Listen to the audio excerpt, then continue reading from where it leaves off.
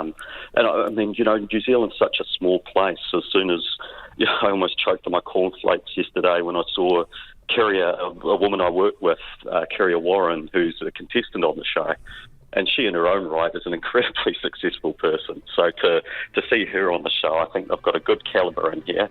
And I'd just be interested to see how they're going to edit all that in with such incredible people. Dave White, former apprentice, thanks very much for that. And Elliot Jones, Chris Gillivan, thank you very much for being on the panel. Cheers. Thank you. I'm back tomorrow. See you then, 3:45.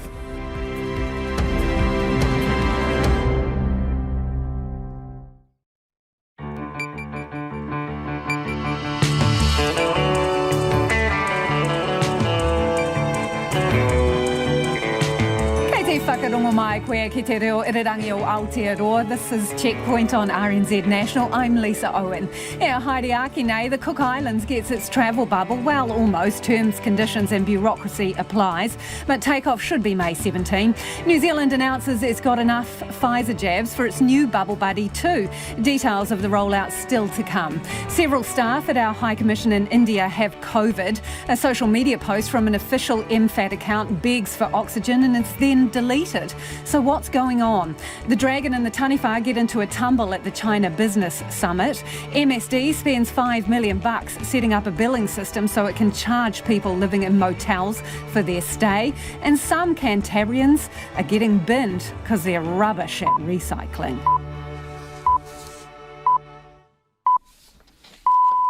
RNZ News at 5. Kia ora, ko Susana Leata with DNA. The Cook Islands travel bubble is due to open on May the 17th, subject to a final set of criteria being met. The Prime Minister Jacinda Ardern says much work has gone into ensuring the arrangement is safe and that the Cook Islands is ready to manage it, along with any potential outbreak. A green travel zone between the Cooks and New Zealand will allow families to reconnect, commercial arrangements to resume, and tourism in the Cooks to kick off once again. This will all provide a boost to the Cook Islands economy and help in the country's recovery from the impacts of COVID-19. Jacinda Ardern says New Zealand also hopes to begin sending Pfizer vaccines to the Cook Islands later this month, but some logistics are still being finalised. The Children's Commissioner has phoned Pharmac's boss today, warning the agency not to use sick children as bargaining chips. Pharmac is set to end the blanket provision of child cancer drugs after being accused of discrimination because it won't fund Speranza, which combats the deadly SMA disease. Judge Andrew Beecroft says he doesn't want children and their life-threatening illnesses being played off against each other. I don't want a situation to descend into playing one illness off against the other. All children in New Zealand surely can have access to life-saving treatment. That must be the starting point. Pharmac has said it is consulting on the move soon, but no existing treatment for children with cancer will be taken away. A history professor says the clumsy attempt by New Zealand's High Commission in India to secure oxygen shouldn't harm relations with India. An unspecified number of staff at the Commission in Delhi have contracted COVID-19. The Commission tweeted the youth wing of India's opposition party in a plea for oxygen, prompting rebuke from India's government. Victoria University Emeritus Professor Shekhar Bandyopadhyay says MFAT's early apology should prevent any lasting political fallout. It was possibly diplomatically a kind of blunder which could have been easily avoided. But I will think that the government of India will put it in proper context.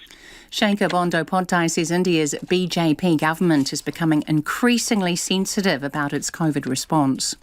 Former Prime Minister Sir John Key says positioning from China and New Zealand reflects rising tensions on the international stage.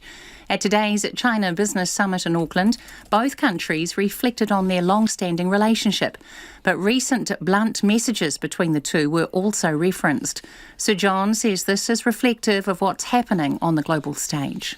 Look, I think the rhetoric on both sides of this debate has increased a notch. It's probably natural that, given all the things that have been said in recent times, that you have seen Chinese ambassadors globally actually being more forthright in their comments. I suspect that's a deliberate position that Beijing's taken. China's ambassador has warned New Zealand against interfering in its internal matters. The Ministry of Social Development spent $5.5 million changing its IT systems so it could charge people living in motels for emergency accommodation. Since October, motel tenants have had to pay 25% of their income, bringing them in line with those in other social housing facilities. The Social Development Minister Carmel Sepuloni says the spend was necessary to change the system. We didn't make this change or create this part payment to be punitive towards those that are in emergency accommodation. It is about fairness and it's about consistency. Carmel Sepuloni says the 25% charge is fair and was first suggested to the government by community groups. A 33-year-old man has been arrested after a threat which brought Cook Strait ferries to a halt for several hours today. Police say charges are still being considered and the man is due to appear in the Blenheim District Court tomorrow. It's 5:04. Scott Dixon remains at the top of the IndyCar Championship despite having to settle for fourth in the second race of the doubleheader in Texas. Dixon won Sunday's race with fellow New Zealander Scott McLaughlin finishing second. However, the pair were unable to repeat that effort today, with McLaughlin finishing 8th. Mexican Pato O'Ward won the race. New Zealand golfer Danny Lee has made himself unavailable for the Tokyo Olympics to focus on retaining his PGA Tour card. He finished in a tie for 27th at the Rio Games and was on track to qualify for Tokyo alongside Ryan Fox. But Lee is currently a lowly 192nd in the PGA Tour rankings and needs to finish inside the top 125 by the end of August to retain his playing rights on the sport's leading tour. It will leave Fox as the only New Zealander in the men's golf field in Tokyo. Olympic shot putter Tom Walsh has decided he needs to head overseas to continue his preparations for the upcoming Tokyo Games. The 29-year-old will travel to his US base in Georgia in a fortnight to get some warm weather training. He's been in Christchurch for more than a year now due to COVID. It has been very tricky to organise things, but, I'm also very much aware that I'm very lucky to be able to get overseas in the next few weeks and do what I love, which some people would never be able to do. Walsh may also compete in a couple of Diamond League meetings in Europe ahead of the Games. That's the news. A shake-up in the funding of children's cancer drugs. We're allowing our country to pick and choose which ones live and which ones die when there's treatment available for both. Questions for our High Commission in India. It's embarrassing that a country like us could not supply something as basic as oxygen. Rallies in Brazil bemoaned. Thousands of people without a mask. It's just a tragedy. And a Kiwi driver turns heads in Texas. Having never raced on an oval before, I thought Scott McLaughlin would get a little beaten up. High Octane News, morning report, 6 a.m. weekdays, on air and online. Now the short forecast from Met Service to midnight tomorrow. Northland to Waitomo, including Coromandel, Bay of Plenty, Taupo and Taumaranui. Fine weather, apart from areas of cloud or fog tomorrow morning. Gisborne, Hawke's Bay and Wairarapa, areas of cloud, clearing tonight, becoming fine throughout. Taranaki to Kapiti Coast, including Taihape. Fine tonight, cloudy at times tomorrow with isolated light showers. For Wellington, fine with a few clouds. Nelson, Marlborough and Canterbury, fine weather. Bulla, Westland and Fiordland, cloud increasing. Isolated showers turning to rain in Westland and Fiordland tomorrow. Heavy and possibly thundery south of Hokitika. Otago and Southland, fine tonight. A period of rain spreading north tomorrow afternoon and evening. And Chatham Islands, cloudy periods and a few light showers. RNZ National. It's coming up to 5:07. Thanks, Susanna. Tēnā koutou katoa, no mai haere mai ki checkpoint e tēnei rā. Ko Lisa Owen taku ingoa. Dust off your passport. We finally have a start date for the long-awaited Cook Islands bubble, May the 17th. But conditions apply. Both the Prime Minister Jacinda Ardern and her Cook Islands counterpart, Mark Brown, announced the date this afternoon. The announcement comes after numerous delays and false hope, but Ms Ardern says the safety of the Cook Islands had to come first. New Zealand had to be assured it was ready for a potential outbreak. She says the island nation is ready. A travel bubble with the Cooks signifies another milestone in New Zealand's reconnection with the world. Both countries' strong response to COVID has allowed this arrangement, which is unique. It was hugely significant for many people, and I'd like to once more take the chance to thank every New Zealander for helping make it possible, and of course everyone in the Cook Islands. We will over time look to incrementally extend quarantine-free travel to other countries as it is safe to do so. But for now, we look forward to the 17th and to those first quarantine-free flights taking off from New Zealand across the Pacific. The green zone is still subject to a final set of criteria being signed off by the Director General of Health, Ashley Bloomfield, including airline and airport preparedness. New Zealand also hopes to start sending Pfizer vaccine to the Cook Islands later this month. Well, joining me now is Fletcher Melvin, who is the President of the Cook Islands Chamber of Commerce. Good evening, Fletcher. Can you breathe out now? Yes, finally. Kia ora to everybody in New Zealand and pōmania. How desperate are you for this to get up and go? This has come at exactly the right moment. We're just starting to really see the negative impacts hitting us in a big way. So this has come at a great time. We're looking forward to seeing our Kiwi friends back on the island and being able to go backwards and forwards ourselves. So it's great news for everybody. So there still seems to be some things to be ironed out there around airline and airport readiness. Do you know what's left to do? Well, I think it's just getting ready for a large influx of visitors. It's been a whole year. Things have obviously been closed down in certain parts of the airports. It's just getting ready for an influx of visitors, really, and on our side, and probably for the airlines, getting flights back in the air, planes back on the ground, and ensuring that there's enough seats for the demand. So, yeah, but why would that be? Because obviously this has been a long time coming. You've been asking for it for ages. Are people not ready to go right this second? Although we've been dying to get this open, it's really having a date that we could shoot for. And every time we've said that there's a possible date coming up, people have gone out and ordered new supplies and got themselves ready. So right now people have decided to wait, make sure that we're hearing it from the New Zealand Prime Minister as well as the Cook Island Prime Minister. And when they're both singing the same tune, then we would start to look at gearing back up. And it takes a little bit of time. That's getting new stock in and getting staff prepared, getting our premises prepared. But, it's a couple of weeks away yet, so that should be enough time to get ourselves ready. What are you expecting in terms of demand? Well, what we're hearing is, people are itching to come to the Cook Islands. The few times that Air New Zealand have opened up seats, they've all been snapped up. So we're expecting the same thing. People are looking to travel. They're looking to come to the Cook Islands. A lot of people that have had tickets on standby, that have prepaid from almost a year and a half ago. They're wanting to use up that credit. So we expect a good demand. We expect to see a flight a day at least, and all things panning out, we should see a really good winter and some business back in, some much needed business. Fletcher, the thing is that people expected high demand to Australia as well, and there's been a number of flights that have been cancelled with the Trans-Tasman bubble because people are simply, they're not going. There's been family, reunifications, I suppose you'd call it, but people are still nervous about travelling. Why do you think the Cooks will be different? Well, I think the major one is that, the risk is not here. We don't have COVID. We're not going to have a case coming from the Cook Islands. So the risk, in Australia, it's different. I mean, that's a huge country. If they get an outbreak in any part of that country, there's a risk of the border closing.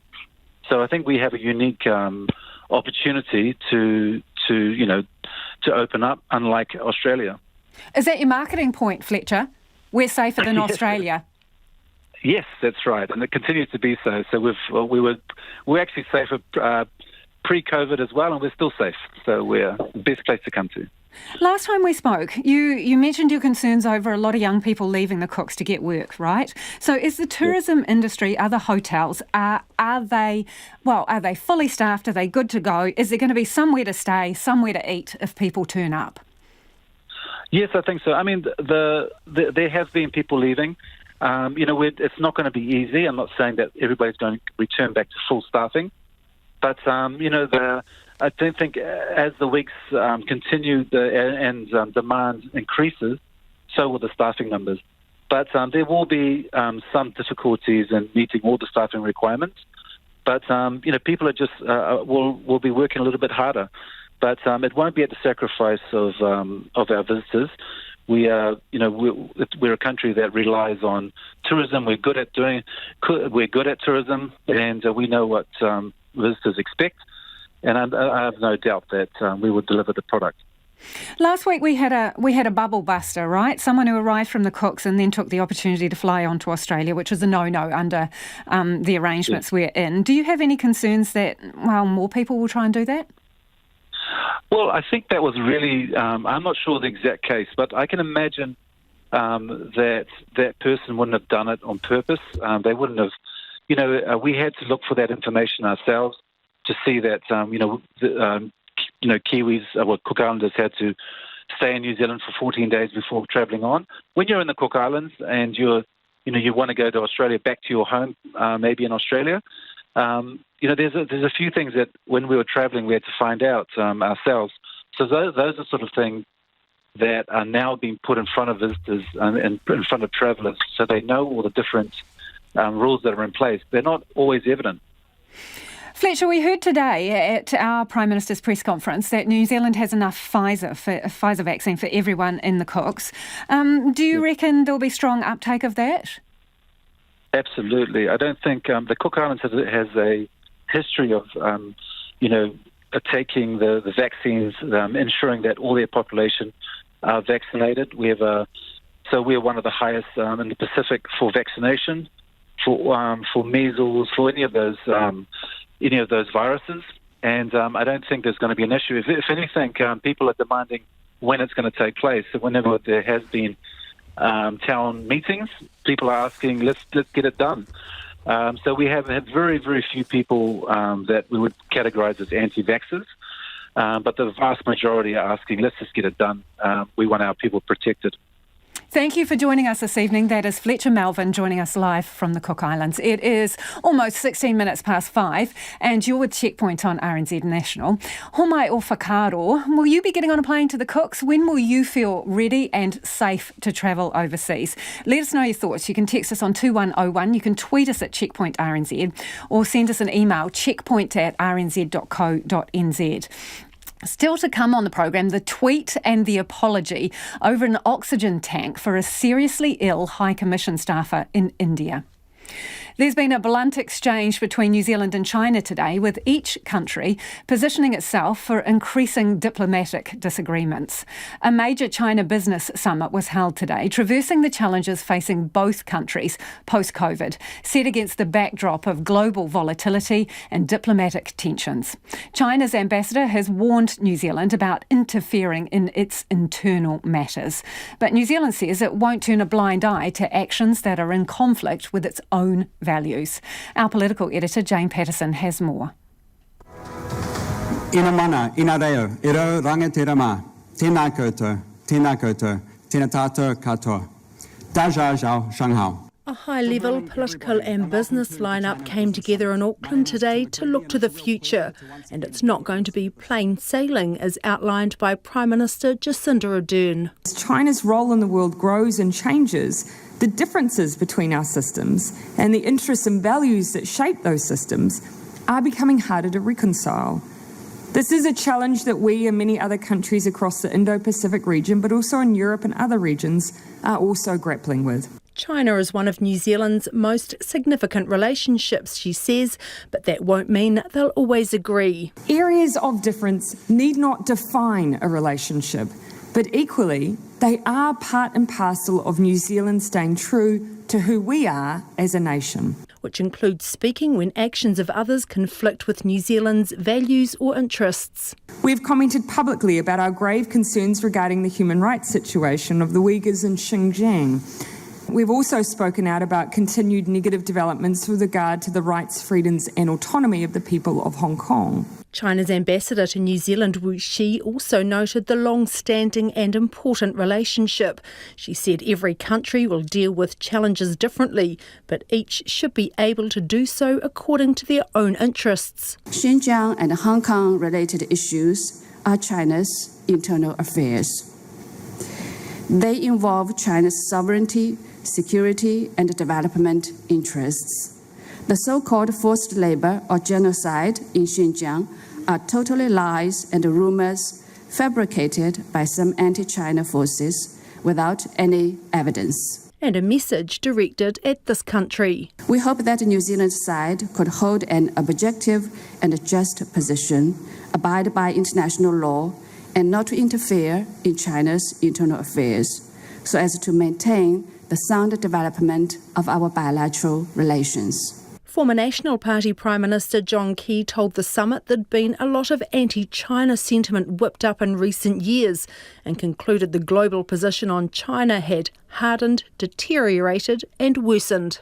And a large part of that has to be sheeted home actually to Donald Trump and the United States. And the reason for that is quite simple. Donald Trump wanted to measure his relationships with other countries via trade. There was a massive trade imbalance and remains with the US and China. He wanted to have a particular bogeyman he could hold up as things that were wrong. Of course, these relationships are just one part of the complex web of international diplomacy. Australia aligns itself more closely to the US when it comes to China, and tensions have been steadily escalating over the past year in particular. Ratcheted up further by comments made by Australia's new Defence Minister Peter Dutton that the possibility of conflict with China over Taiwan should not be discounted, prompting a strong response from China. Former Labour Prime Minister Helen Clark was asked what she thought of those remarks. I think it's very disturbing rhetoric. I mean, one has no idea how such a, quote, war would play out, and I'm sure he doesn't either. So let's hope that his boss pulls him back from that. Former National Prime Minister John Key says positioning from China and New Zealand reflects rising tensions on the international stage. Look, I think the rhetoric on both sides of this debate has increased a notch. It's probably natural that, given all the things that have been said in recent times, that you have seen Chinese ambassadors globally actually being more forthright in their comments. I suspect that's a deliberate position that Beijing's taken. The rest of the conference dealt with ways New Zealand businesses could prosper in the Chinese market, now recovering from COVID, as well as the impacts of a shifting world order as China rises as a great power. Business speakers said opportunities remain strong. Some Chinese business representatives called for the government to open the border to Chinese visitors, or at least allow business-related visitors to come through the border. In Auckland for Checkpoint, Jane Patterson. Already a bunch of you are getting in touch about the Cook Islands travel bubble. May 17th is when that is supposed to kick off, as long as, the terms and conditions are met. This listener says, we're leading a yoga retreat in Rarotonga in August. It's been deferred a few times. This time, yes. And Jill says, I would be so thrilled to go to Rarotonga, not only for a warm break in winter, but to support their economy by spending money on food, drinks, and even to do activities that we've done before. Kirsten, not so much, says we would love to go back to the Cook Islands, but for their sake won't return or go anywhere internationally until we've been vaccinated. Do keep your feedback coming. You can text us on 2101 or tweet us at Checkpoint RNZ. The government's been criticised for spending $5.5 million on IT changes so it can charge people who would otherwise be homeless for their motel stays. In October, the Ministry for Social Development began charging people who are staying in motels 25% of their income, a charge in line with other social housing costs. But community groups say staying in a motel is nothing like staying in social housing, and those who can least afford it are being put further into poverty, while motels make millions. Nita Blake-Person reports. This Northland mum and her 2 kids had been in their whangarei home for 5 years when the landlord gave them notice without any reason at the start of the year. With rising rents out of reach, the woman, who we'll call Sam to protect her identity, turned to the Ministry for Social Development for help. They found her a spot at a local campground. It's a small cabin which has a bunk bed and a double bed with a little breakfast bar kitchen area, and everything else is a shared facility, so shared toilets, shared bathrooms and kitchen. That setup is costing $1,300 a week. As Sam works full-time, her contribution is 25% of her income, about $250. For me personally, it is affordable. I suppose that's where I'm lucky because I do work, but possibly that money, could be saved towards getting help with a bond or being able to afford a bond, considering that I am working full-time and I'm not entitled to all the entitlements that others are. The then national government introduced emergency housing grants to cover motel stays in 2016, and people didn't have to pay them back unless they didn't meet their obligations looking for other accommodation. That lasted until last October, when the government began charging people 25% of their income.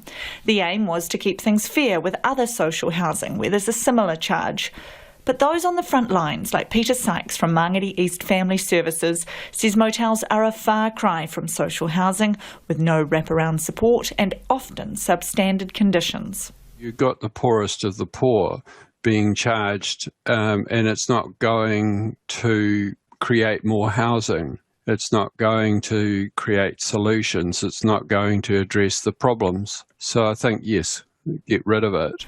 Government briefings released to Checkpoint show the charge also aimed to, quote, incentivise people to consider emergency housing as an option of last resort. But it admits anecdotal evidence from staff suggest fewer in this position. They also state the change risks creating significant financial hardship. Checkpoint confirmed this week the Ministry for Social Development has spent $5.5 million updating its systems to bring in the charge. Peter Sykes says it's not really about helping our most vulnerable whānau. They want to pacify the middle ground that the government's seeking to keep on side. And so the fact that the most vulnerable are vulnerable already doesn't seem to be high on their priority. Those people don't vote, even if there was, say, 15%, they're not swing voters. Last week, Associate Housing Minister Marama Davidson described the conditions at some motels as inhumane. She wouldn't be interviewed for the story, but her colleague, Greens MP Ricardo Menendez-March, says party policy is the charge should be wiped. People should not be put in a position where they're being made to pay for a housing crisis that didn't cause. Additionally, emergency housing is not actually housing. It's probably more akin to shelter, since people don't have a tenancy agreement, they have no rights, and they have a lot of obligations each week to meet in order to be able to roll out the emergency housing for 1 week at a time. There are currently more than 22,000 people on the public housing waitlist. Ricardo Menendez-March rejects the idea that charging people in motels will help motivate them to find other accommodation. The Ministry of Social Development's advice to Carmel Sapoloni was charging this amount to our homeless community would create more hardship. And despite this advice, the Minister Sapoloni decided to go ahead with the charge. But Social Development Minister Carmel Sapoloni is standing by the costs. She says the idea was first raised with the government by Community Housing and believes the charge is fair. 25% is what we charge for public housing and for transitional housing, and it's much less than what they'd be paying if they were in private rental accommodation. And she says if people are struggling with finances in motels, MSD, the government department their 25% charge is being paid to, can help with grants and top-ups. Those that are in emergency accommodation who perhaps are not close to their kids' schooling or, other vital services that they might need to access can also get support with things like transport and other things, just to ensure that they can continue to go on and live as normal life as possible whilst they're in emergency accommodation. The government spent $123 million on special needs grants in the first 3 months of this year. It's spending up to $1 million a day on motels. Back at the Whangarei campground, Sam is hopeful of finding a rental soon, but wonders what the government's plan is. It hurts. It hurts to be in this position. I lived in my rental for 5.5 years prior to coming here, and to think that there aren't really any rentals out there for people to get, is this a long-term situation for people to be stuck in emergency housing? For Checkpoint, Cornita Blakeperson, aho. The High Commission in India has revealed several of its local staff have been infected with COVID-19. After making a plea on Twitter for oxygen, the High Commission then apologised to the Indian government. The mission tweeted the youth wing of India's main opposition party for help. MFAT says one staff member is seriously ill and needed oxygen. But despite that, the tweet has been described as an error and a misunderstanding. Hamish Cardwell has more. The COVID situation in India is a nightmare. More than 3,500 people died yesterday, a new record, with daily cases topping 300,000 for 10 days straight. Hospitals are overwhelmed, and there is a dire shortage of oxygen and other medical supplies. This weekend came a desperate plea on the New Zealand High Commission's social media for oxygen. It was directed not at the Indian government, but at the youth wing of the main opposition party. Former National MP Kanwaljit Singh Bakshi says many Indians feel insulted. They feel that this is not acceptable at this level. Whatever has happened it is unfortunate and people are really upset. The High Commission quickly deleted the tweet, saying it was sent in error, and apologised to the Indian government. The Prime Minister Jacinda Ardern acknowledged there are more appropriate ways to request medical assistance. But Kanwaljit Singh Bakshi says the incident could hurt diplomatic ties. Tweeting and sending the message to the opposition and trying to politicize, that is not fair. I would say that can hamper the relationship between India and New Zealand.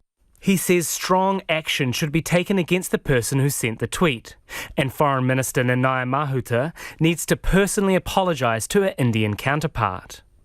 The president of the Auckland Indian Association, Doon Suk Lal, says it is totally inappropriate to go to the opposition political party to get medical help. There's lots of other patients requiring oxygen at the moment, and they should have gone through the proper channels. I don't think so that was the right way of doing it. The Ministry of Foreign Affairs this afternoon confirmed several locally hired staff in the Indian High Commission compound are infected with COVID. One is seriously unwell and needs oxygen. No New Zealand diplomatic staff have fallen sick. The ministry says it has set up some limited care to provide treatment and isolate the unwell staff within the compound. RNZ's questions about how many staff are infected and why they're being treated inside the mission rather than in a proper health facility have gone unanswered. Doon Suk Lal says the government needs to come clean about what's happening inside the compound. We'd love to know more how serious the situation is for them to request for this sort of help. Victoria University Emeritus Professor of History and the former Director of the New Zealand Indian Research Institute, Shekhar Bandyopadhyay, says the BJP government has been criticised by foreign governments and the media about its COVID response, and it is becoming increasingly sensitive. It was possibly diplomatically a kind of blunder which could have been easily avoided. But I will think that the government of India will put it in proper context, particularly in view of the apology which has already been issued from the Ministry of Foreign Affairs and Trade. Shekhar Bandyopadhyay says the New Zealand-India relationship is strong and the incident won't have lasting damage. For Checkpoint, ko Hamish Cardwell aho. Meanwhile, a New Zealand citizen who's recently returned from India has recounted the massive cost and stress of getting home. Pushpinder left New Zealand for India on March 29th to be with his dying grandmother in her final days. But soon after he arrived, the New Zealand government announced a travel ban on flights from India, forcing Mr Pinder to extend his stay. Even once New Zealand citizens in India were allowed to return to New Zealand, the lack of flights home presented yet another obstacle. Pushpinder spoke to our reporter Nick Trowbridge.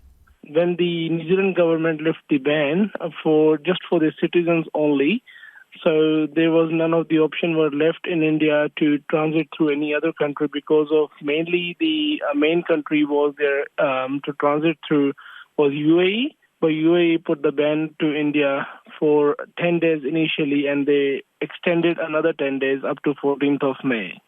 How challenging was it getting back to New Zealand? It was very much challenging for me because I couldn't see any option for me left over there since I just got to know the old countries are keep putting the bans on India for travel. and I was trying to explore the options, what I can do, So I was in touch with the Emirates, which I had the flight with, and also at the other side of the, I was looking for the other options. But the only option which I could find at last was the USA, because the USA government, obviously, USA start picking up very well, and they were allowing the tourists as well on B1, B2 visitor visas. So whoever have got the visa, they can travel to USA. But then I just got to know, I just explored it on the US immigration website and this whole stuff. And then luckily I managed to get my ticket done with the direct airline, which goes from Delhi to San Francisco. I just booked that ticket straight away. Once I got to know the Emirates keep extending their flight bans. So I just managed to find that ticket, and obviously that route was so long, and it's not ideal route to come to New Zealand. Plus the cost of that trip was, something is affordable, so it was very expensive. It ends up paying me extra around about 6,000 to 7,000 New Zealand dollar to manage to get that ticket and come back here. Many cases are cropping up in India now, a fairly severe second wave. Can you tell us what it's like there on the ground? The situation is very heartbreaking. The people are definitely suffering a lot over there, and it seems like almost everyone is suffering through like either fever or in kind of symptoms. Like I won't say it's a COVID to everyone, but it's like, I don't know, it's like a viral or something. But many people are suffering from many these symptoms over there. And that was Pushpinder. Now, he's in managed isolation at a hotel in Hamilton and says he can't wait to be reunited with his Auckland-based family and to get back to work.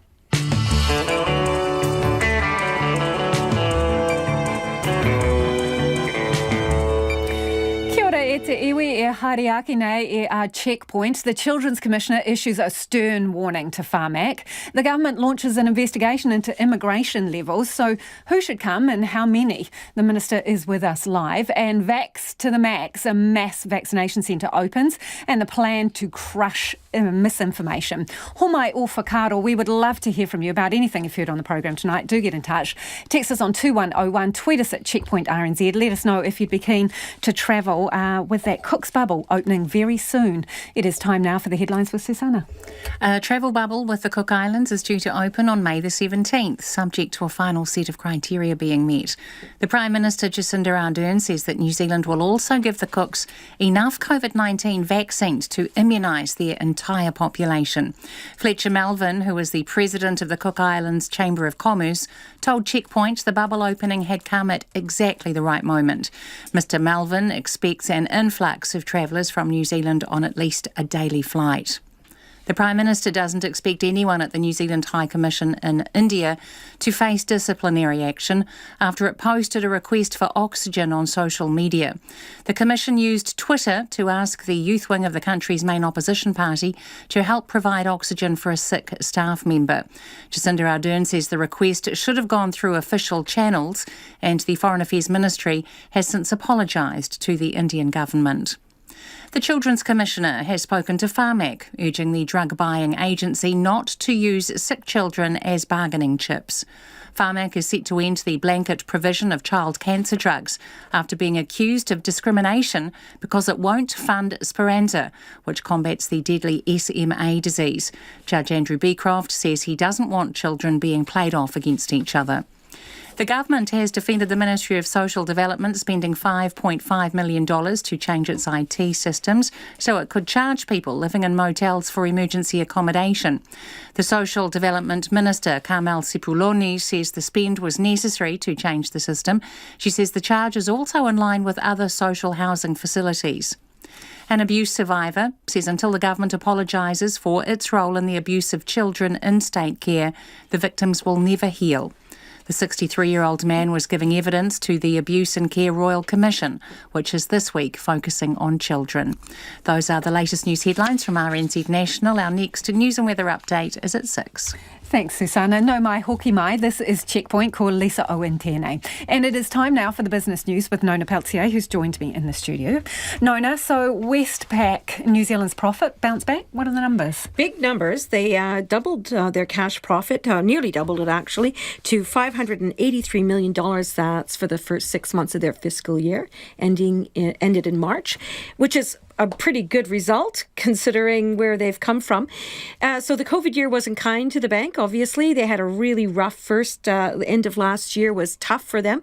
This year is looking a lot brighter. Their profits, their number of loans are up by, I think, 3% overall. That was mostly mortgages, a 10% increase. That's not likely to continue over the next short while, in any case, because not just because of the government changes to the housing policy, but also because it's winter and there are fewer house transactions during that period anyway. Spoke with the chief executive of the Westpac Bank. He said that he thought the economy was going to soften over the rest of the year, but that the worst is over. And so they wrote back $99 million worth of bad debts that they, made provisions for. They don't expect that to arise. So they've put that back onto their books. That was nearly $100 million, which is pretty positive. Now, at the same time, Mr. McLean has announced he's going to retire from the bank. And that's after 7 years in that job and 22 years with the bank overall. He said the timing was right, and that's because right now the Australian parent of the New Zealand bank is reviewing whether or not to hold on to that asset. We talked about that earlier, thinking of selling it. So I spoke with him earlier this afternoon. This is what he had to say. It was definitely part of triggering my thinking. If that was to go ahead and no decision's been made yet, I would clearly have to sign up for another 3 to 4 years, in that sort of new era. And that really forced me to think about whether I had the passion and the fire to do that to the same extent that I had. And I'd never want to be in a position where I felt that I was just going through the motions. Is that review underway now? And if so, do you have a timeline on when that might be completed? It's underway now. Most of the work's been done in Australia, thinking about it and analysing it. They haven't given a firm time frame, but I expect we'll have an answer within the next 2 or 3 months. And David McLean, he's stepping down from that role in June. Okay. Let's talk about the Productivity Commission, right? So they're going to do an investigation on immigration policy settings, and we're talking to the Minister, Chris Farfoy, after 6. But what are some of the issues here? Well, the issues were initially raised in a report to the Productivity Commissioner by the New Zealand Institute for Economic Research. They had done a study about why were we not as productive? Why didn't we have these big global companies of the size, say, of, Fisher & Paykel, for example, is one examples that we have of a global company that outperforms, but we have very few of those types. And one of the reasons that the NZIER hit on was that we have an appetite for cheap immigrant labor. And these are people who are visiting our country, so the working holiday visa groups, etc. And that the report, after it was finally decided on, they looked at the Productivity Commissioner, the incoming one, Ganesh Nana, decided that what we really needed to do was look at the settings for immigration, and that's something that the government is supporting, so you'll have a bit more on that later on in the hour. So anyways, the elements of the work that they're looking at is the mix between those temporary visas that we give to visitors and the permanent visas, which are for those more skilled jobs. The idea is that we shouldn't be giving visas to people who have skills that are similar to people in New Zealand. They should be superior to the skills that we have here, so that we're lifting our game, not just kind of meeting what we already have. And also to think carefully in terms of what's available within the community. So certain regions are going to need skills that are required, and it could be low skilled, but it's not just that. It's whether or not those people who are coming to our country to stay permanently can fit into those communities and what they're offering. So that's going to be the kinds of things that is going to be looked at, that will be looked at in this review. Interesting. And do you bring market numbers with you today? I do have the market numbers, and I have to say that there is a holiday in Japan and also in China, which has made trading rather thin in the Asian region. So we rose, 38 points, that's nearly 1/3% to 12,769. Volume was relatively thin, though. The New Zealand dollar holding at 71.6 US cents, 92.9 Australian, and 51.9 pence. Thanks, Nona. Nona Peltier with business news there. The Children's Commissioner, Judge Andrew Beecroft, is warning Pharmac not to play one group of children with a life-threatening illness off against another. His comments come after RNZ revealed that Pharmac is likely to end the blanket provision of child cancer drugs. It says the move is in response to a discrimination claim taken under the Human Rights Act. Fiona Tolich asked why Pharmac was funding all child cancer drugs, but wouldn't fund Speranza for 35 children with the deadly genetic condition SMA. As concerns mount about the move, the Health Minister Andrew Little is being asked to intervene. Here is Guyon Espiner. Malcolm Mulholland advocates for sick people every day as the chairman of Patient Voice Aotearoa. Today, he felt sick himself. I felt physically ill. I just could not believe that Pharmac were going to go down this road. Pharmac says the special exception rule that means it funds all child cancer drugs is inconsistent. It's reviewing the policy and says the most likely outcome will be to bring child cancer drugs into the normal Pharmac process.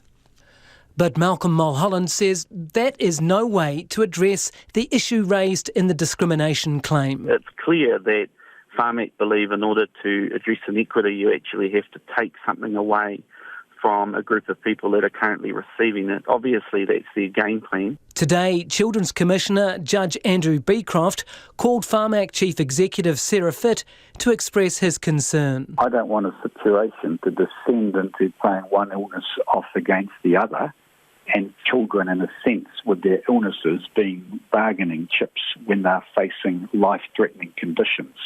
All children in New Zealand surely can have access to life-saving treatment. That must be the starting point. Pharmac stresses that no current medicine used by child cancer patients will be taken away.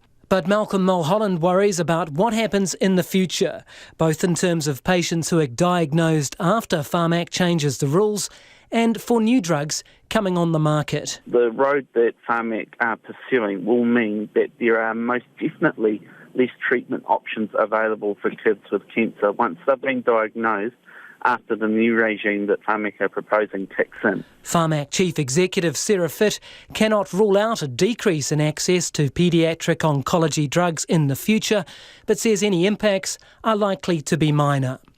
Health Minister Andrew Little says he wouldn't like to see lengthy waits for new child cancer drugs, but he says the government's review of Pharmac should address that issue. There have been too many cases where there has been a lengthy delay between an application for funding of a drug and putting it on the schedule. We need to change that, which is why we have the review underway. RNZ asked him 3 times whether he agreed with Pharmac's likely move to do away with the special exemption for child cancer drugs.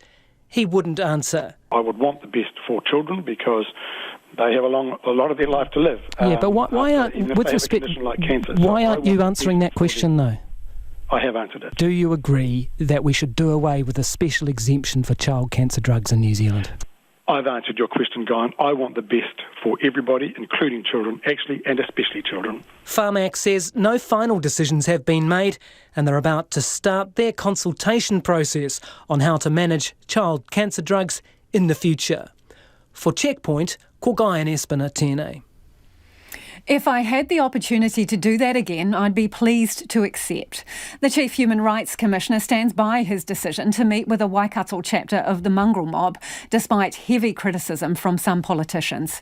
Paul Hunt spoke about human rights, responsibilities and social inclusion at a hui hosted by the Waikato mongrel mob Kingdom at the weekend. It's raised the ire of National's Simeon Brown, who has described it as astonishing, saying the mob causes misery in communities and has no regard for their victims. ACT MP Nicole McKee has also echoed the criticism. But Chief Human Rights Commissioner Paul Hunt says he wouldn't be doing his job if he excluded gangs from the conversation. I was invited by the mongrel mob to speak to them about human rights. And under the Human Rights Act, my job is to do my best to educate New Zealanders about human rights and about te tiriti. So it would have been wrong for me to say, sorry, you're a gang, I'm not going to talk to you about human rights. If I'd said that, it would mean I'm not doing the job that Parliament has asked me to do.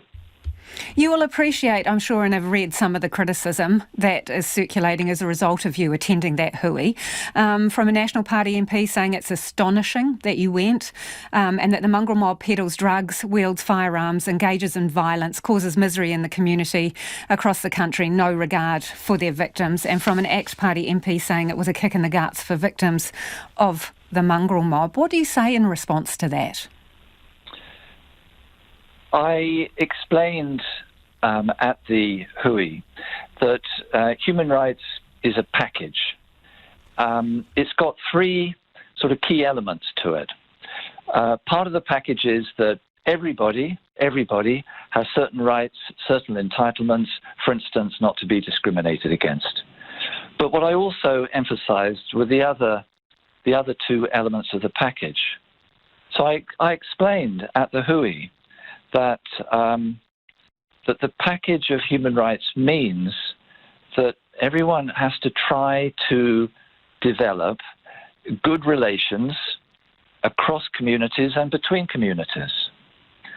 And I also emphasized that part of the human rights package is that everyone has responsibilities to other people, to other communities, to society, to the environment. So I explained that human rights are about what I call the 3 R's. They're about rights, they're also about building relationships, and they're also about honouring your responsibilities. And I think that's an important message to send.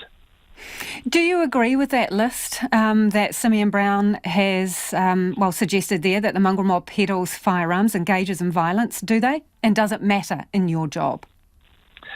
Well, in my job, one has to go in with eyes open. I've got no illusions. If a community... What does that mean, Commissioner? What does that mean when you say you've got no illusions? Well, I've got no illusions that gangs have a certain meaning. Some of them have a certain history. I don't have any illusions about that. But if a community comes to me, a lawful community comes to me and says, "Look, we'd like to talk about human rights with you," then I'm duty bound to accept that invitation and use it as an opportunity to explain that rights aren't just about me. They're not just about entitlements. They're also about building relationships and behaving responsibly.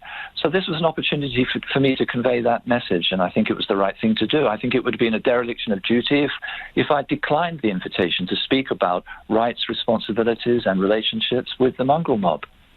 Aren't the two critical words there lawful community? And are you sure that you were entering a lawful community?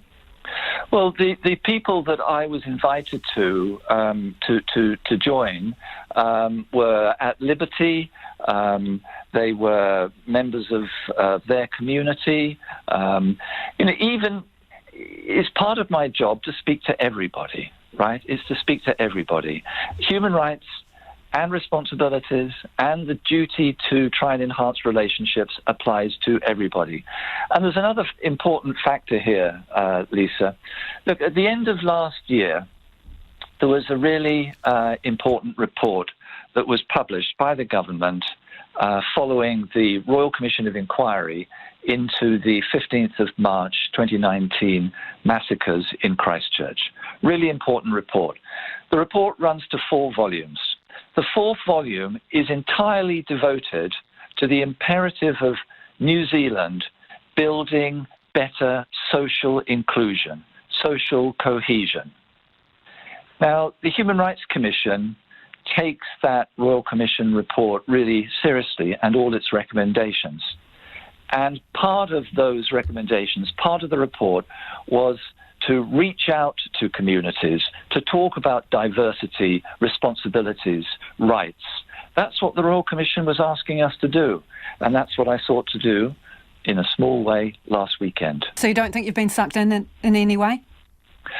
Look, I spoke frankly over the weekend. If I have the opportunity to do so again, to explore these relationships further, to explain what human rights are further, if I have the opportunity to present human rights as rights, relationships and responsibilities, if I have the opportunity to do that again, I'll be pleased to accept.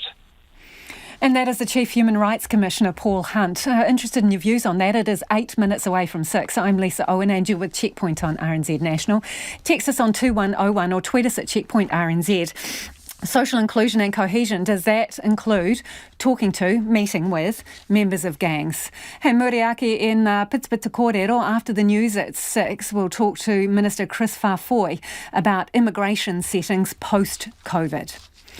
Absolutely rubbish is the report card on about 700 Christchurch households when it comes to their recycling habits. In the last 9 months, the council's been forced to confiscate 664 yellow recycle bins because of slap-happy habits leading to contamination, meaning rubbish has to be dumped rather than recycled, and that's costly. Christchurch Council Resource Recovery Manager Ross Trotter says if you had your bin taken, you've let things get pretty bad. We do go through a process of giving people warnings. So that is that they will get a notification on 2 occasions before a formal letter is sent out. If once the contamination letter has been sent out and there is repeat offending, that is when the bin will be confiscated. So Ross, 3 strikes and your bin goes? Correct, yeah. Tell me, what are you finding in these bins that aren't up to scratch? Spell it out for me. What are the dirty crimes that you're seeing? Probably some of the worst things that we see, the likes of nappies and food waste, general rubbish that is bagged up, and of course once that is collected and tipped into the recycling truck and it's compacted, it gets right through the whole load. So unfortunately the whole load has to be rejected. We also get a lot of clothing, carry bags, bedding, and some large plastic items tend to come through, as well as soft plastics. We don't accept plastics 3, 4, 6 and 7 in Christchurch. So Ross, are people seriously believe that pooey nappies are recyclable? Yeah, you'd have to ask yourself that. I think it's, for some people, they just don't really care. What we have found in Christchurch, though, is that there is a lot of people that are doing the right thing and do care. So just when COVID hit us and in lockdown, we were having to send over half our trucks to landfill. Now we're down to only 7% of those trucks having to go to landfill, so we're hoping to improve on that. So generally, do you think it's laziness rather than ignorance when it comes to these problems? Yes, because we provide education. We have a number of tools. We do leave information. If we do find a bin that is contaminated, that is in 5 different languages. We also have a bin app that people can download from our website. There's a lot of useful information on our website, but certainly the bin app, if you're unsure of an item, you can just look that up and that will tell you which bin to go in. We've also developed a game, which an interactive game where you can put various things in the bins and it'll tell you if you've put it in the correct bin. So how do you actually identify these offenders? Do you do spot checks? Yes, we do. There's a couple of ways. Firstly, the drivers that are collecting the bins, they may notice some contamination, or the lid may be open and they can see something in there that's not supposed to be in there.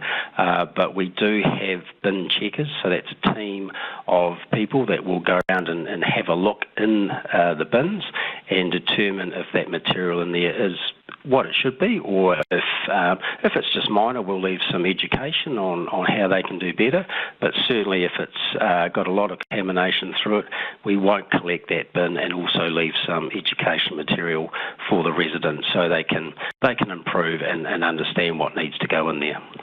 So contamination is a serious business when it comes to recycling. So talk us through what happens if your whole load gets contaminated, and how much is that costing you?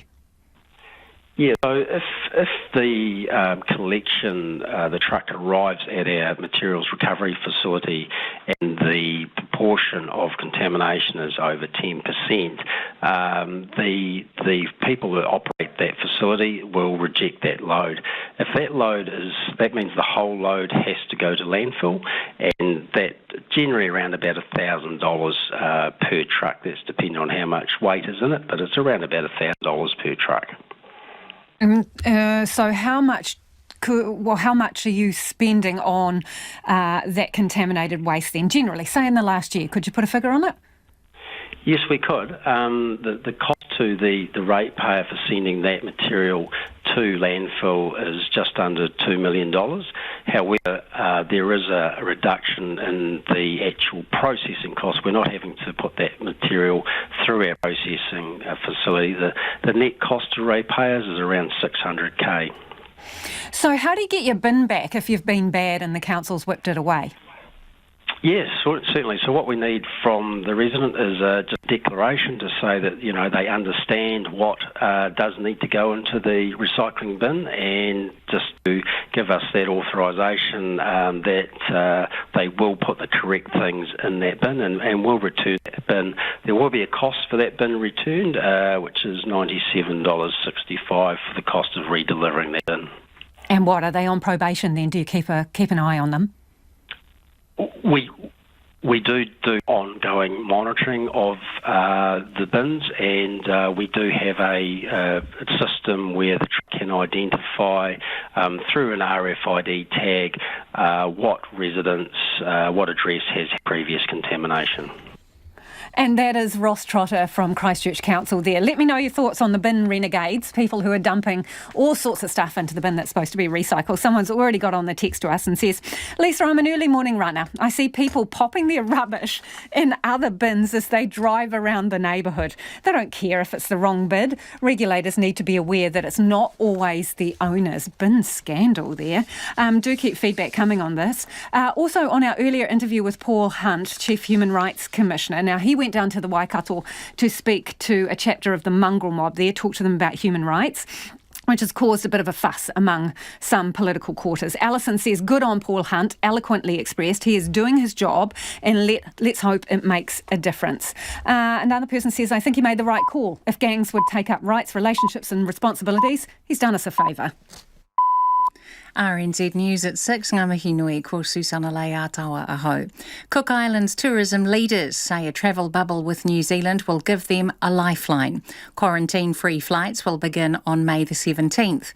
Cook Islands Chamber of Commerce President Fletcher Melvin says many businesses are struggling and have had false hope a bubble would open sooner. He told Checkpoint that tourism companies are expecting a fruitful winter for the island nation, which is heavily reliant on tourism. A lot of people that have had tickets on standby from, almost a year and a half ago, they're wanting to use up that credit. We expect a good demand, all things panning out. We should see a really good winter, some business back in, some much-needed business. The green zone is still subject to a final set of criteria being signed off by the Director General of Health, including airline and airport preparedness. The Prime Minister doesn't expect anyone at the New Zealand High Commission in India to face disciplinary action after a clumsy request for oxygen on social media. Several locally hired staff at the Commission's Delhi office have COVID-19. One of them is badly unwell and needs oxygen.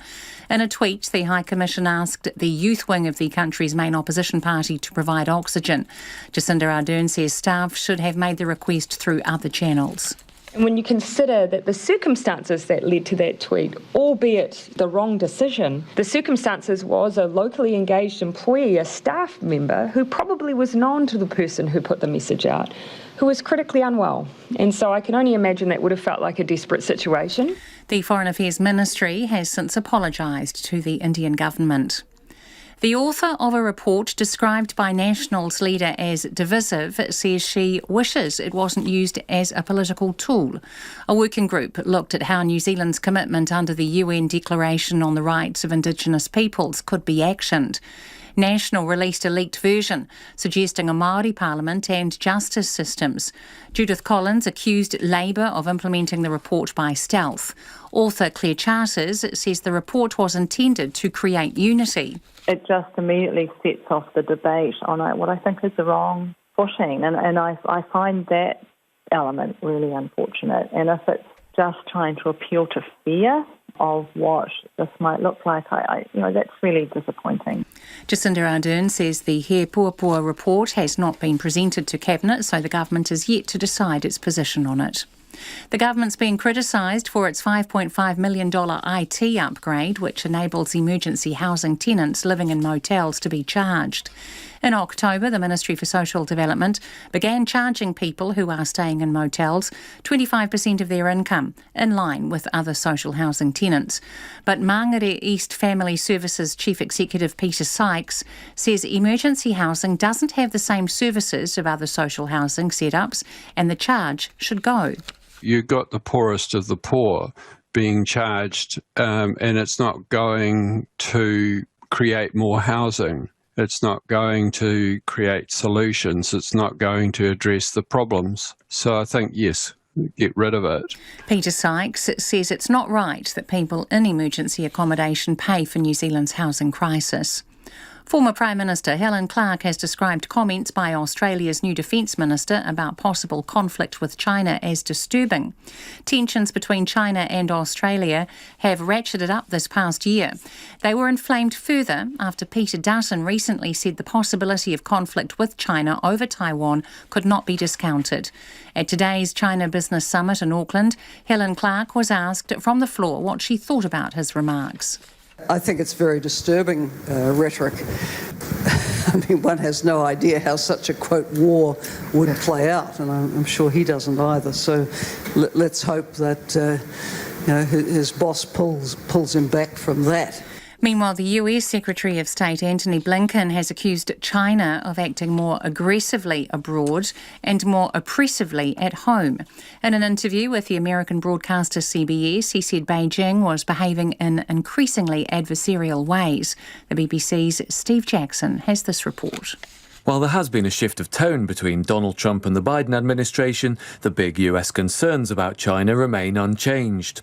Antony Blinken said Beijing wanted to be the dominant power in the world and acknowledged that China had the capacity to undermine what he called the rules-based international order. He insisted that the US wouldn't allow this. He noted that a military confrontation was profoundly against the interests of both countries. Mr. Blinken is visiting London for the first face-to-face meeting of G7 foreign ministers in more than 2 years. He said it was better when like-minded countries stood up to China together. Steve Jackson reporting. It's 5 minutes past 6. After losing their opening 2 games, the Tactics are searching for answers ahead of tonight's ANZ Netball Premiership game against the Northern Mystics.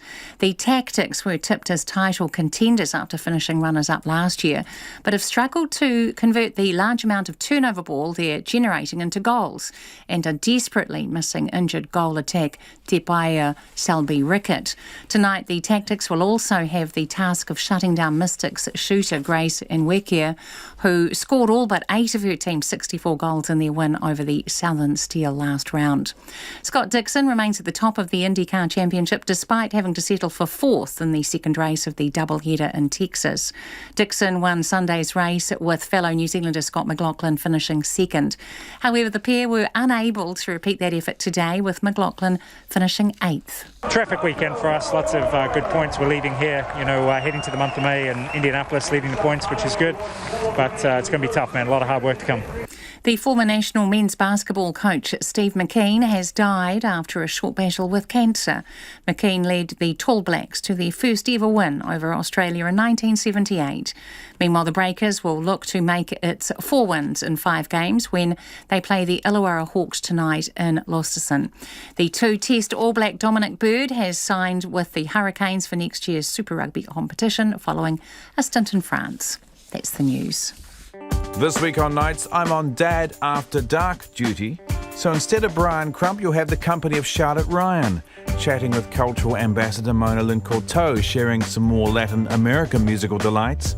Then from Thursday, Karen Hay takes in the world's weather with Eric Brenstrom and finds out which way the wind's blowing in Taiwan with correspondent William Yang. On Nights this week, not with me, Brian Crump, but still after the news at 7 on RNZ National. Now the short forecast from Met Service to midnight tomorrow. Northland to Waitomo, including Coromandel, Bay of Plenty, Taupo and Taumaranui. Fine apart from areas of cloud or fog tomorrow morning.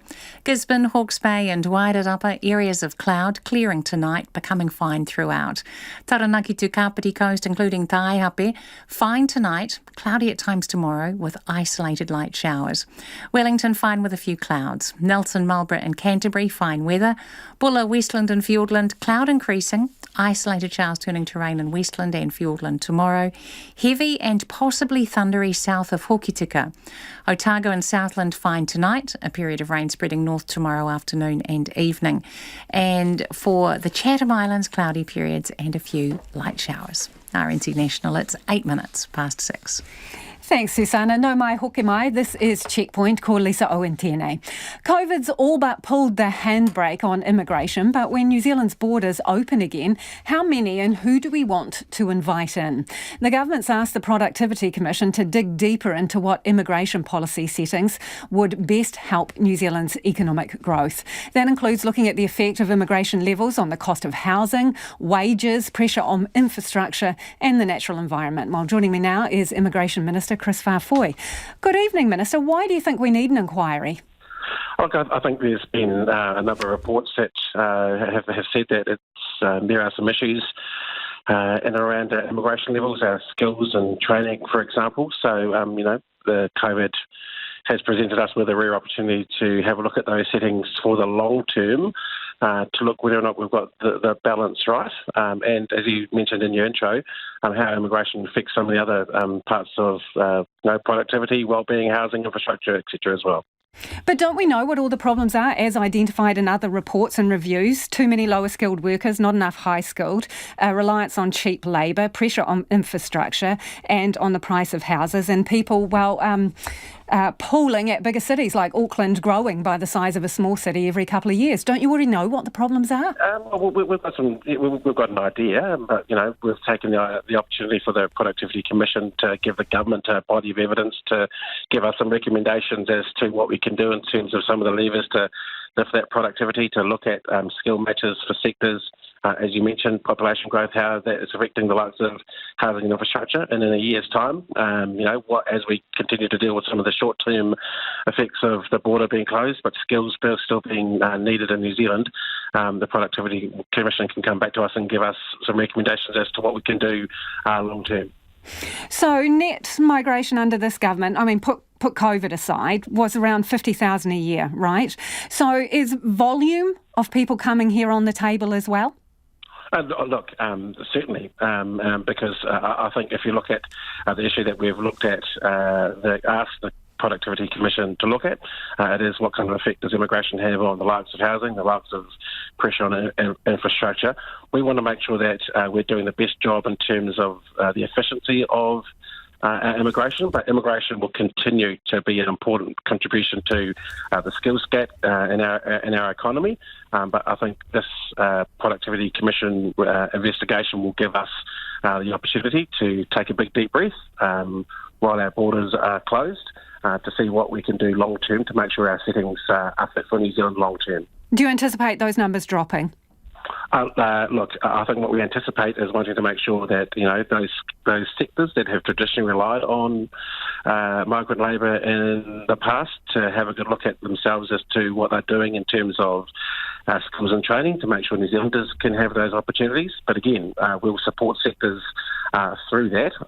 Well, Minister, sorry to interrupt, but that does sound like you're that's a warning. So to industries that have long relied on cheap overseas labour, are you giving them a heads up that is about to change?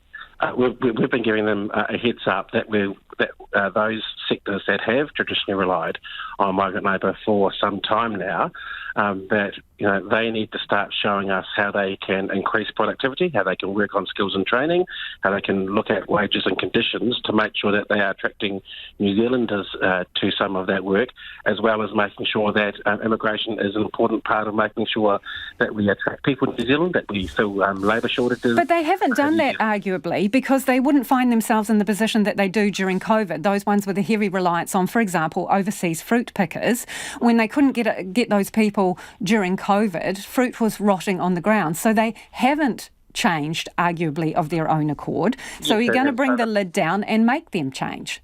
Oh, well, in terms of fruit pickers, for example, that their particular issue is always traditionally dealt with RSE, which we are committed to. But there are other sectors that we are already in conversation with in the short term, but also this Productivity Commission investigation will give us recommendations as to how some of those settings for those who have relied traditionally and what they can do to make sure they're increasing their productivity. So which ones are you thinking of, Minister?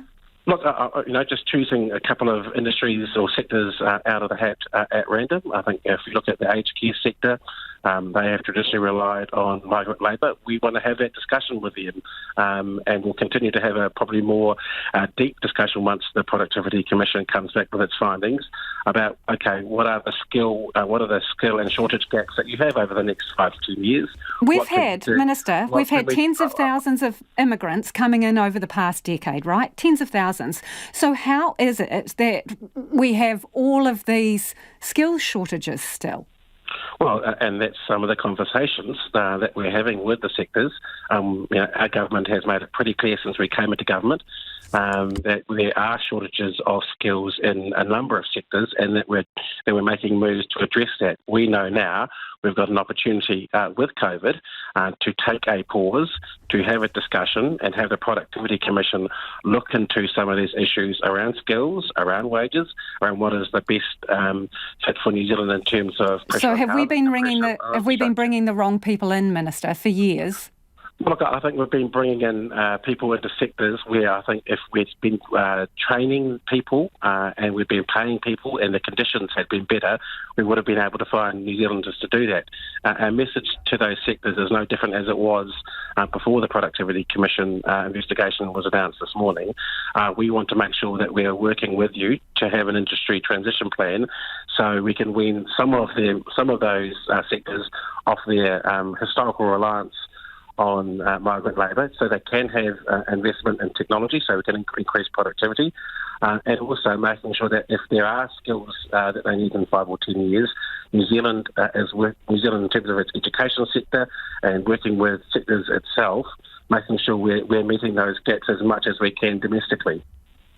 So are we in a situation, because of COVID, that we now have the perfect opportunity to attract the right kind of skilled migrants?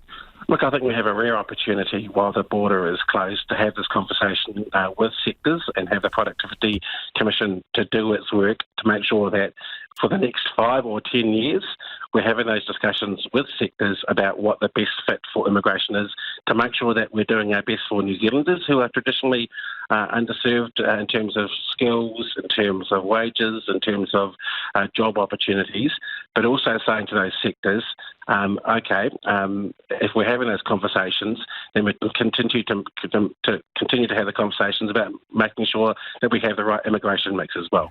Given that you're having a lot of conversations and the report is not due back until April next year, are you actually going to bring in any changes in this term? Look, we're doing both, Lisa. So, we're looking at the skilled migrant category work at the moment. But that's the point, isn't it, Minister? You're already investigating some of these things and you've commissioned another investigation, and this one's not going to be due back until April next year. So are these changes going to be introduced in this term of government? Look, we are working to make sure that we're doing the long-term work, which is what the Productivity Commission work is, and we're also looking at some of the issues with our immigration system in the short term and working on that as well. So we are doing both at the same time, Lisa.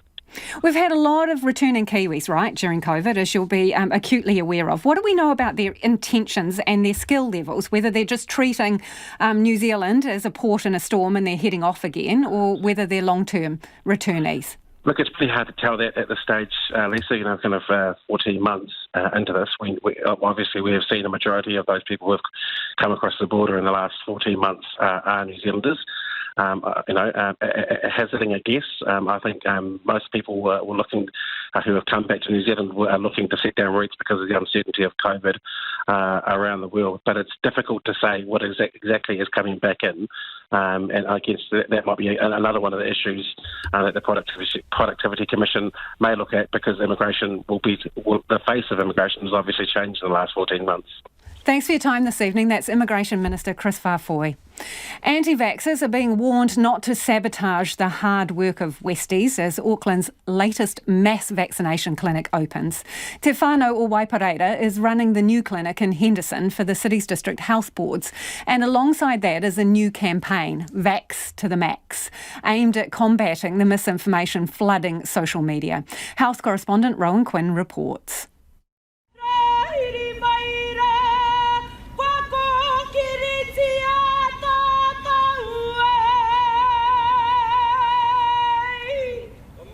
A dawn karakia on a clear, chilly morning to open the first mass vaccination clinic in West Auckland.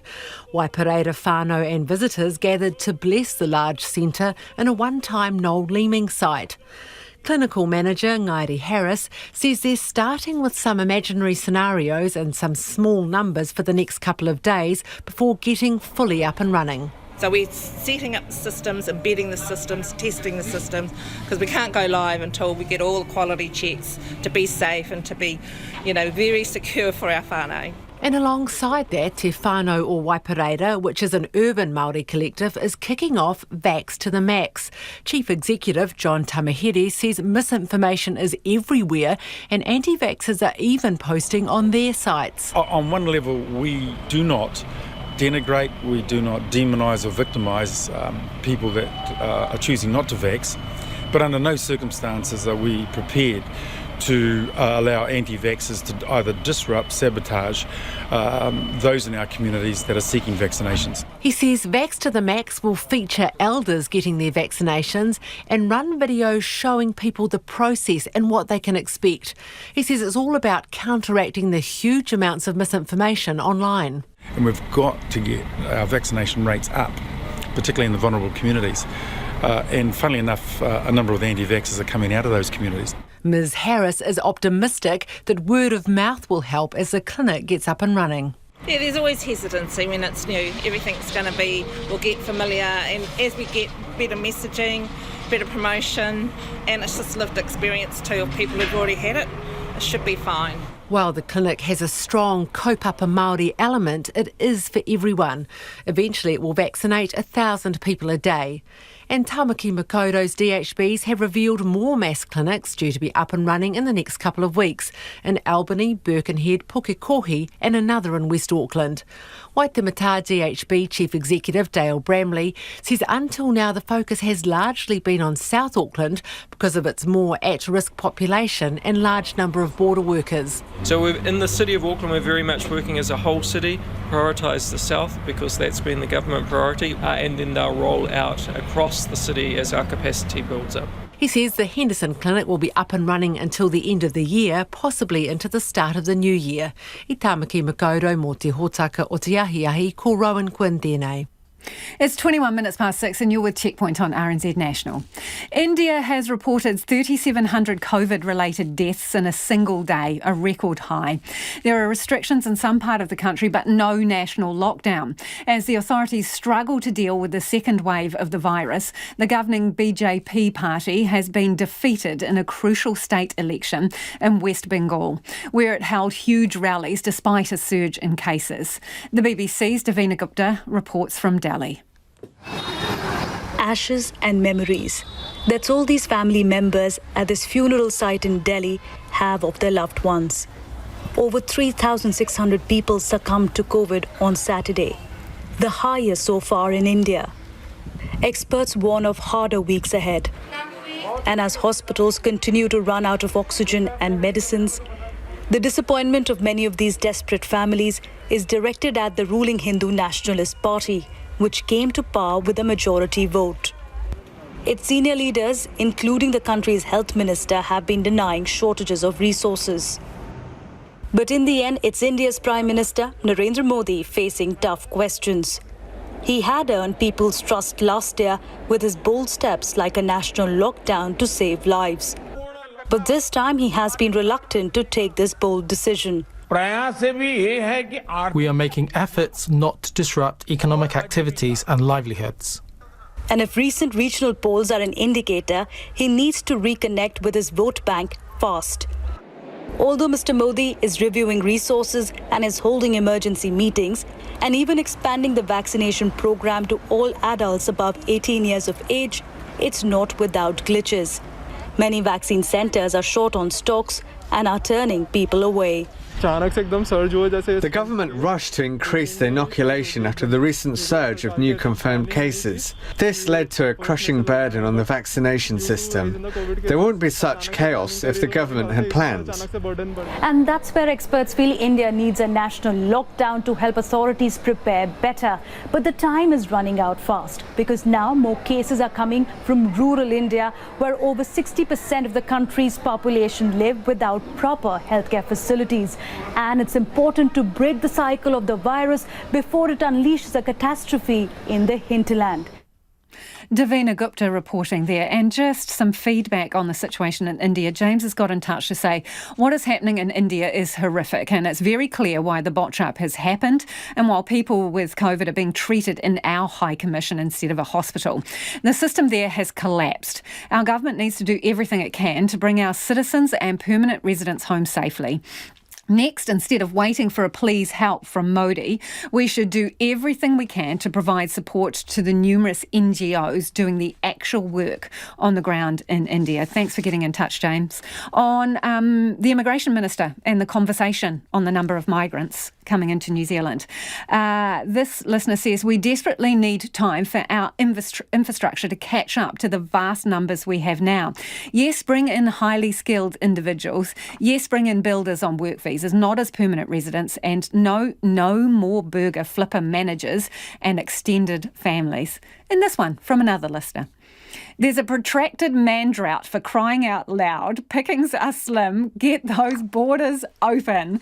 Thank you for your feedback. Do keep it coming.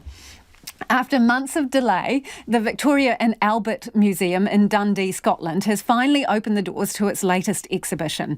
And it's one visitors can actually walk around in, not just sample online. Night Fever looks at the changing design of discos and nightclubs from the 1960s to today. The BBC's Vincent Dowd went to check it out.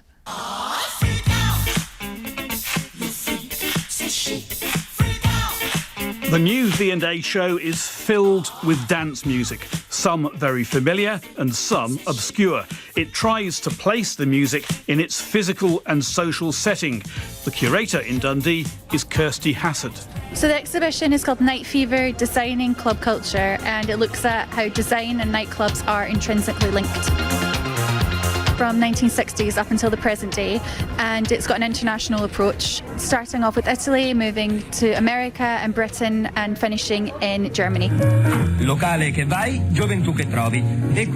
The show suggests Italy may have been the quickest in the 60s to spot the shift in how and where young people wanted to let themselves go. The Piper Club in Rome brought audio-visual spectacle, which seemed revolutionary. So a lot of the nightclubs that were founded out of Italy in the 60s are out of this boom of youth culture. People who want a different lifestyle to their parents, different locations in which to socialise as well.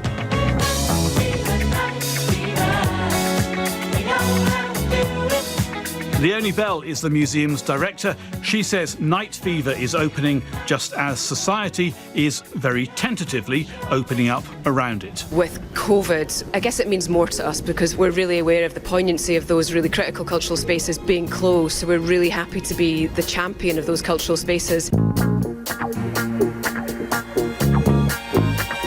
If you love humanity, you're going to love Night Fever. I mean, it's just a wonderful trot through the decades of clubbing, but within that are social histories, musical histories, design histories, in a way that maybe has never been seen before. One of of the important venues featured is the Palladium, started in 1985 in Manhattan by Steve Rebell and Ian Schrager. The painter Keith Haring supplied a huge mural, and the show looks at the influence of gay nightclubs in New York, such as The Saint and Paradise Garage with DJ Larry Levan. Love, honey. Love, honey. Mike Grieve has run the Underground Sub-Club in Glasgow since the late 1980s. He says what matters isn't the design as such, it's the vibe.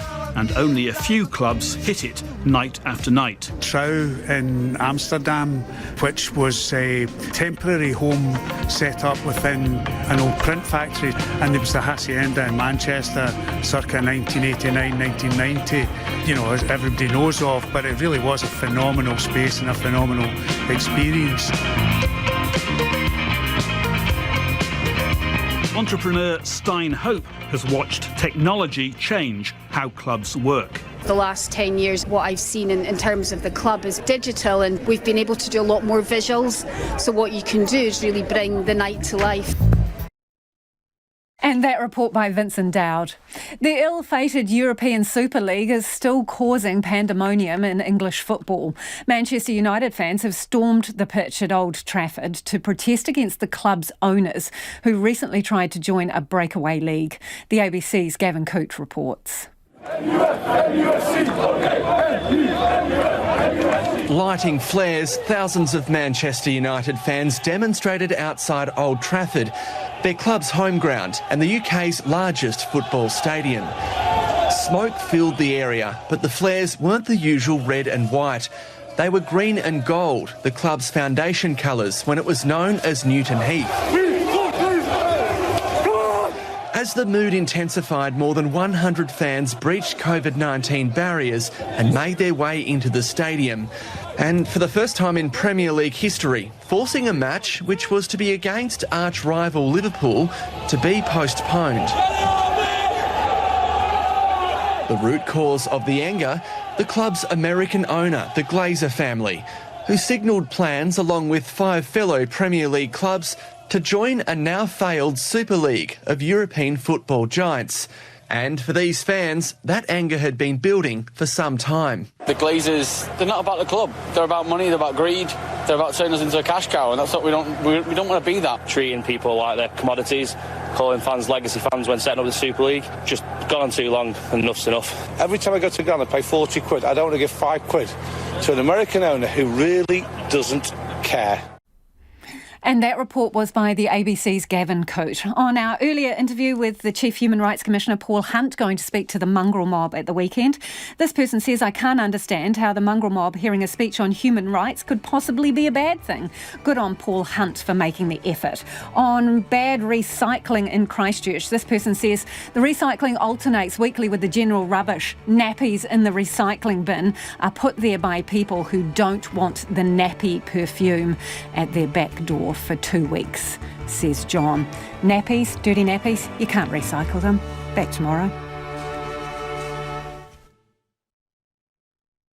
RNZ News headlines at 6:30. Cook Islands tourism leaders are expecting a fruitful winter when a travel bubble with New Zealand opens on May the 17th.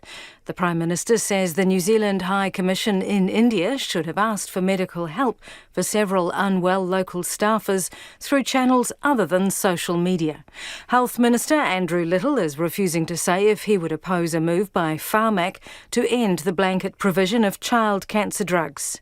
Former Prime Ministers Sir John Key and Helen Clark have expressed concern over rising international tensions with China. Those are the headlines. Our next news is at 7.